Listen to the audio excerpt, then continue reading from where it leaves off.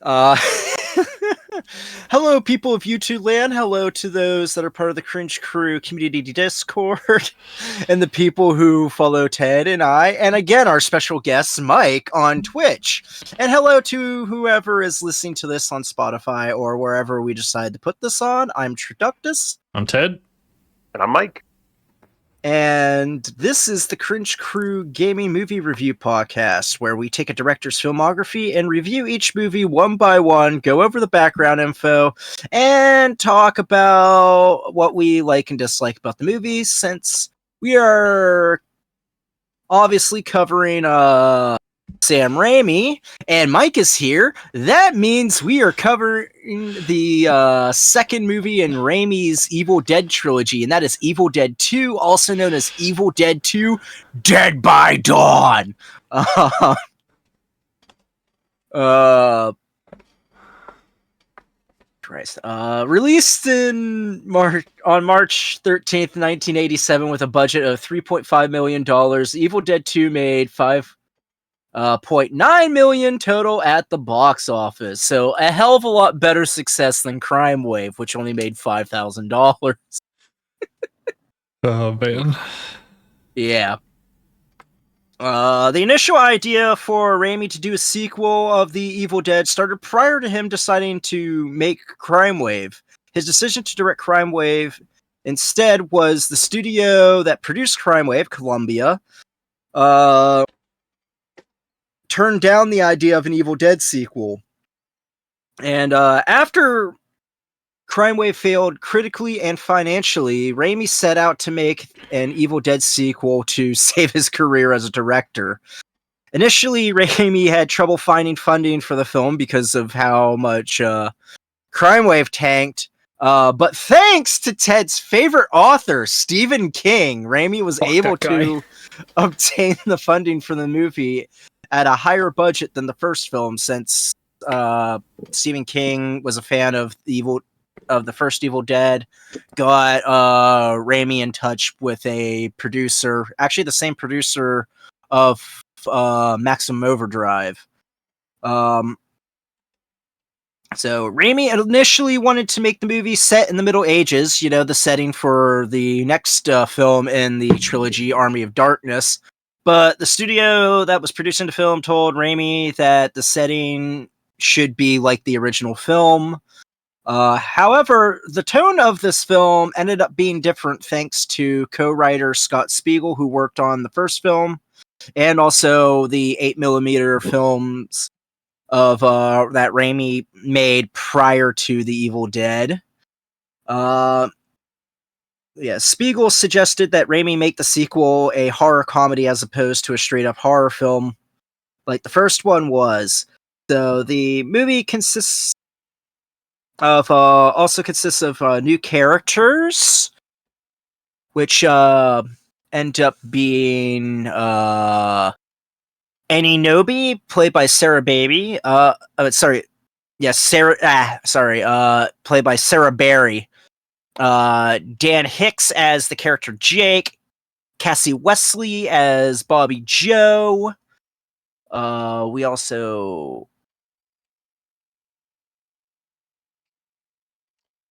You'll find it. It's coming. You'll find it. It's there. Oh, and Richard Dahmer as Professor Ed Getley. John Peaks as Professor Nobe. And we have Lou Hancock as Henrietta Nobe, but the possessed Henrietta is played by Sam Raimi's little brother, Ted Raimi. Nepotism. Also, returning characters being Ash Williams, obviously played by Bruce Campbell, but Linda, Ash's fiance, I guess, is recast, and she is played by Denise Bixler in this.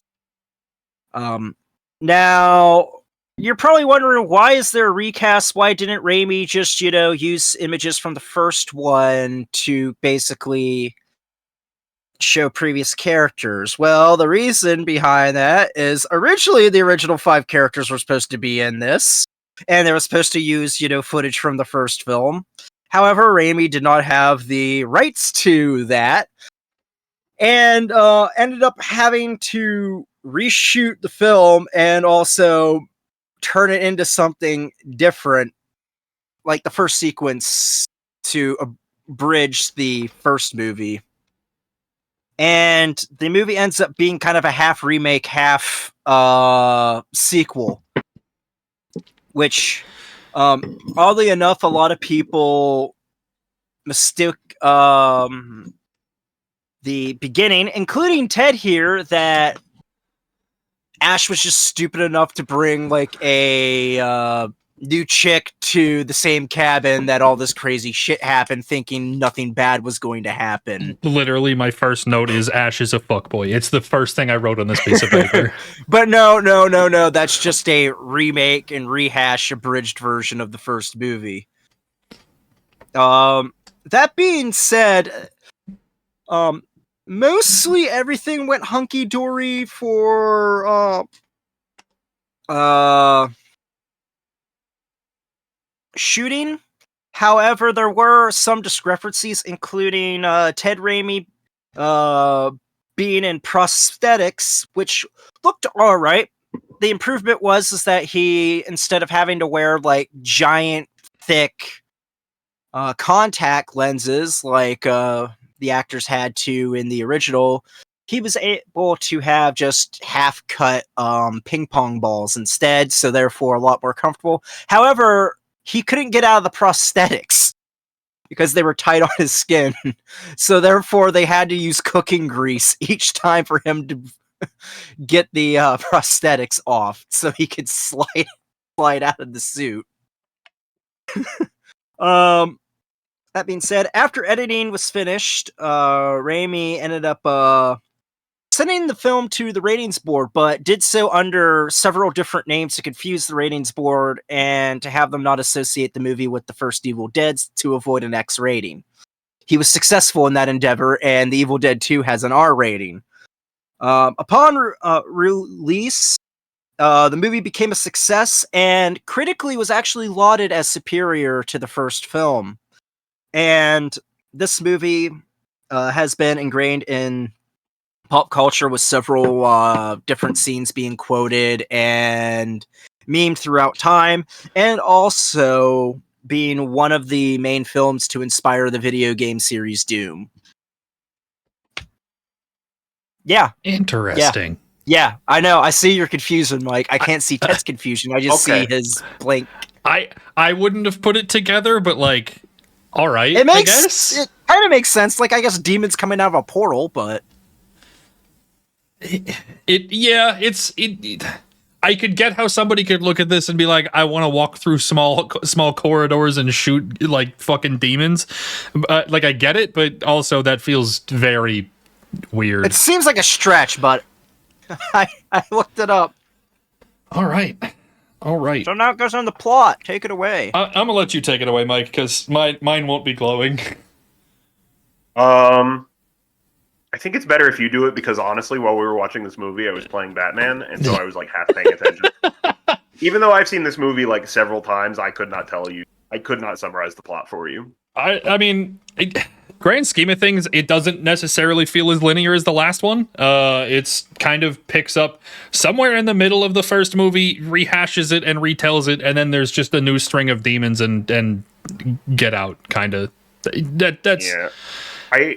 I think instead of in the first movie where the demon was kind of slowly taking over all of Ash's friends, I guess since this is a sequel, we're past that point, and so now the demon is concentrating on getting into Ash's head and kind of brings the cabin to life. And then I guess the people that owned the cabin, like his like daughter shows up and assumes that Ash like murdered them, and then they find out, oh, it was demons, and so then they try to figure out what to do about it.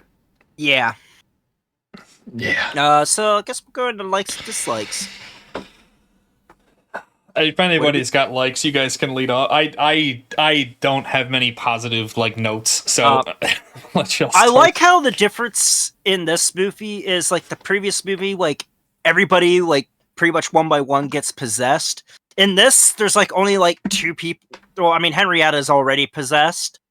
But like only one person gets possessed, so literally the people that die are killed by the demons. So, and the death scenes are actually pretty freaking good, especially like Bobby Joe's death being dragged across like the woods by like a tree and then eaten, and then her boyfriend, who's basically a stereotypical, overalls wearing redneck, him like getting eaten by Henrietta underneath like the basement, and then just seeing blood just shooting out of the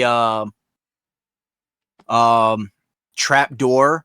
Like, that was beautiful.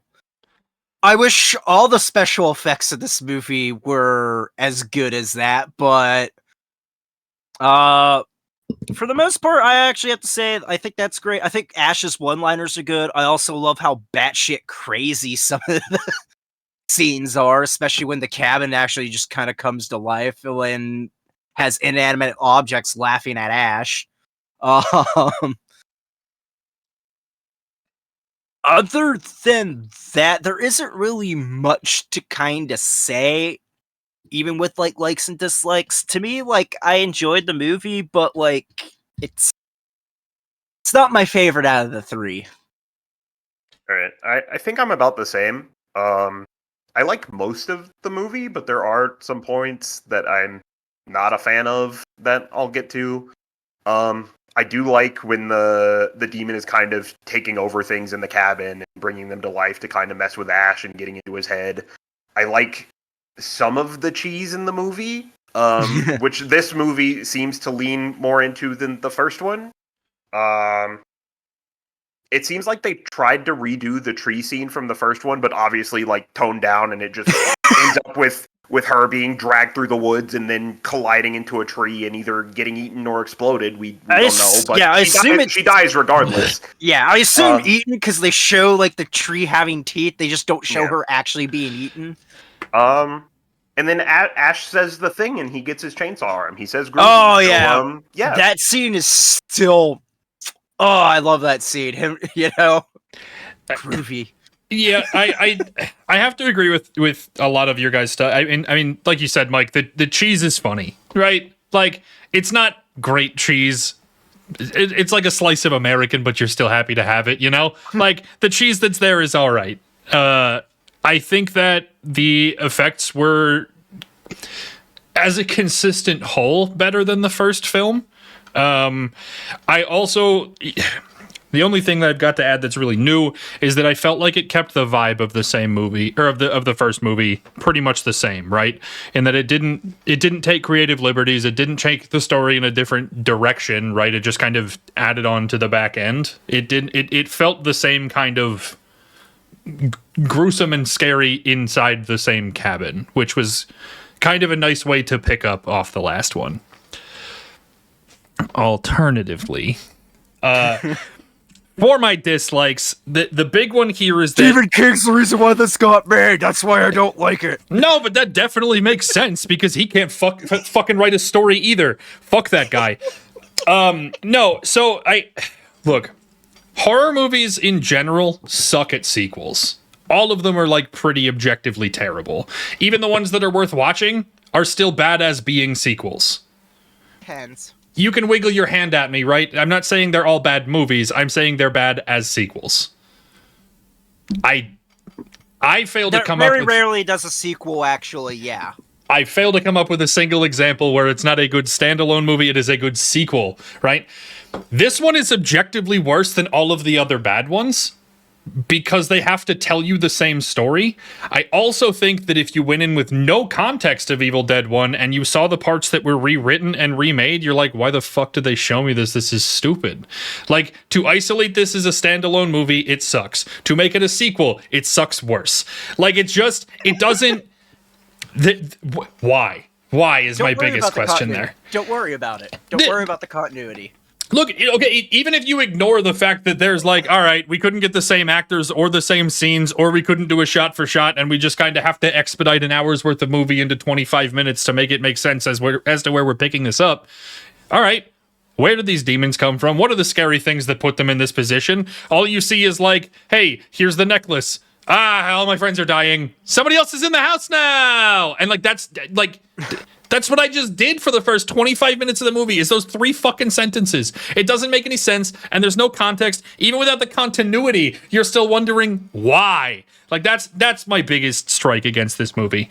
As far as like the movie quality goes, I think the sound quality was relatively poor. Some of that I'll be willing to chalk up to streaming services and Discord and all of that, and that's fine and dandy. But the first one I thought was like notably good for being in a cabin in the early 80s, and this one just was not good. It did not hold up quality-wise the same way. I also think that this one kind of needed a bigger plot.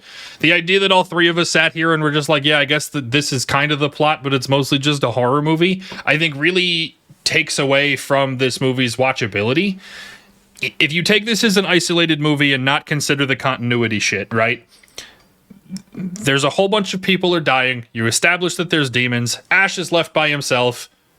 And then the homeowner comes in, which is just like a really shitty way to progress a story that isn't really written. And it's just like, how can we keep terrifying people? It develops Ash's character just fine, which I think is serviceable, especially knowing that there's a 3rd movie coming, right? But to isolate this one and take it by itself, I think the continuity is an issue, and then alternatively, the plot is also an issue, and it makes this one kind of hard to chunk.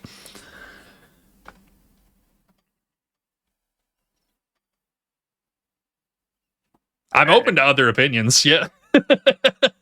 I mean, to me, I think like the beginning part of where the rehash of the first thing, I think that goes on for way too long.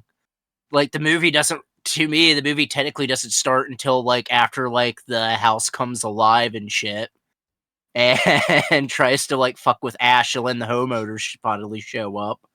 It's almost kind of like you get like 3 different movies mashed into one, if that makes sense, which doesn't help the plot very, very much.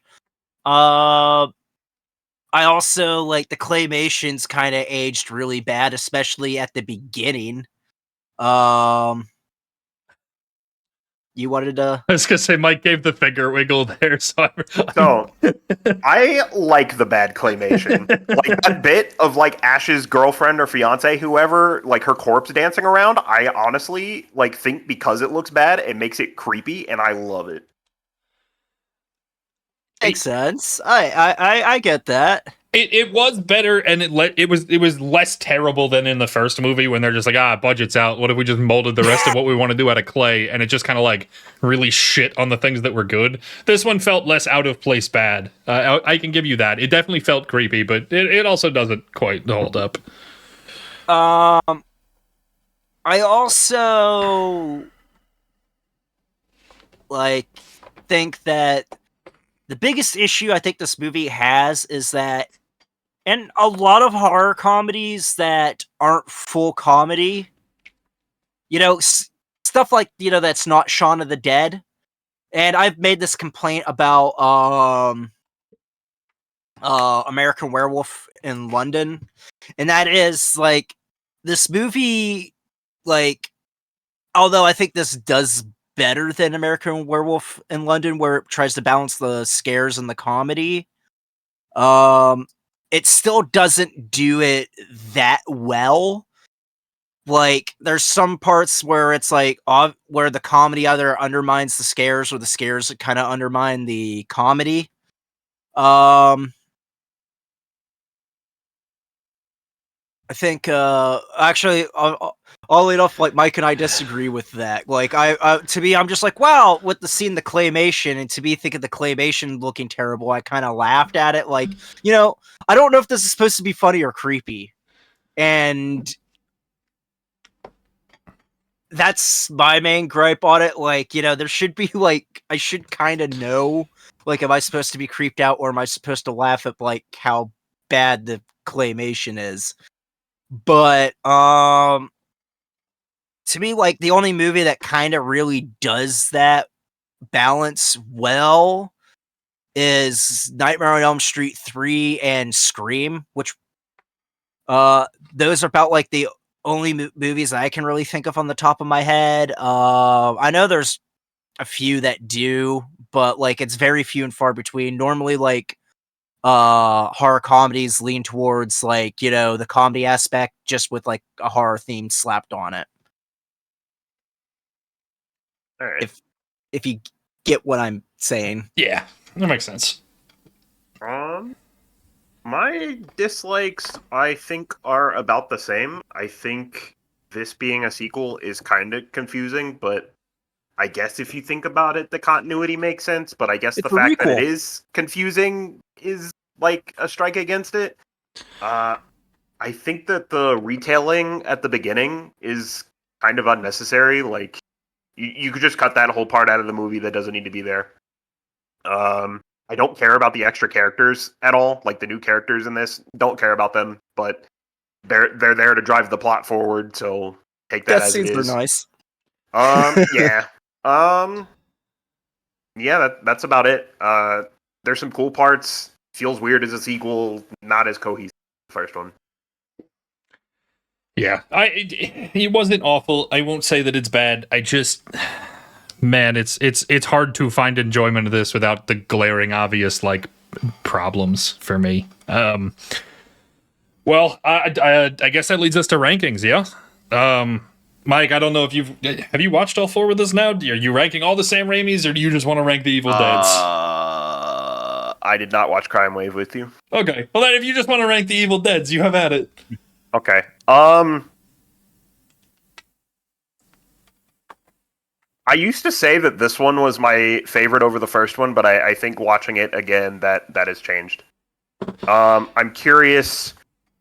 I don't remember a whole lot of Army of Darkness. Like, I've only ever watched 1 and 2, and I haven't watched Army of Darkness much, so I'm curious to see how that is. It's a complete comedy. It's a total comedy. Yeah, it's a whole. I remember it just being a whole different like thing altogether. Yeah, I mean, to me, I think Army of Darkness is the best out of the three, but I'll have to. I haven't seen. Last time I seen Army of Darkness is when you streamed it that one time. Like, what was it, 2 years ago? Yeah, something like that. Yeah. Stallman, what are you doing for rankings then? This is going between Crime Wave and The Evil Dead. It still hasn't changed. Like, I don't think like Evil Dead 2 is a bad movie. Although I do believe that Crime Wave has a more consistent plot. I think Evil Dead 2, for how batshit insane it is a more enjoyable experience. Man, I think I'm putting this right behind Crime Wave. I said in the last podcast that like Crime Wave was exactly in the middle. Evil Dead was really good. Its murder was really bad. And if this was just an average movie, there was still miles of separation. I think for me, Evil Dead 2 is breathing down Crime Wave's neck, like just behind it, right? I think the negatives in this movie that I have make it harder to enjoy, and I think at least the campy, corny stupidity of Crime Wave at least gave me like less agita about watching it. I don't want that to come across as I think Evil Dead 2 is bad, right? But I also recognize that it's like genuinely impossible to separate from Evil Dead 1 because they redid half of it to make sure that you knew exactly that they were related movies. And this just does not come off to nearly the same level. Like it's super hard for me to put it even closer to Evil Dead. Not bad though. Not bad. All right. Well, do you guys have anything else, or you want me to? Yeah. So I was looking through the Wikipedia for Evil Dead 2, and I literally just learned that this exists. There is a musical comedy stage show called The Elvis Dead that is a retelling of Evil Dead 2 in the style of Elvis. So the main character is performing dual roles of both Ash and Elvis and singing Elvis songs with the lyrics changed to fit the plot. And we need to watch this. I hate it. The first Evil Dead even has a musical. Oh my god. I hate it so much, but I want to watch it. Wait, Mike, you've never seen the Evil Dead musical? No. Oh, it's great. It's freaking great. Actually, tonight, listen to the song "What the Fuck Was That?" That comes from that movie. I hate it so much, but I want to watch them. All right. As always, thank you guys for watching. We appreciate it. We'll see Mike again for Army of Darkness. Otherwise, you can catch Stallman and I here every single week. You can also find. Yep. Go ahead. Oh, and next week we are watching Darkman. Darkman. What a title. Very promising. Very promising. So yeah, Darkman here next week. You can check the rest of the movie podcast out on YouTube. Check out the gaming content that's there as well. If you're interested in our own personal content, we all stream on Twitch. Stallman at Traductus, Mike at Xenon756. Almost fucked that up. Myself at Ted Green Eagles. What are you talking about? Stream all the time, every single day, like 23 hours a day, dude. Oh shit, you right. I forgot. It's all that streaming I do. It wears me out. It's frying your brain, dude. 1 hour's not enough rest, Mike. Take a break, please. Yeah, as always, check out the YouTube, the Twitches. Hop in Discord and watch movies with us on Sundays whenever we have our shit together and actually watch them on Sundays. Thank you all for watching, and we'll see you here next week. Adios.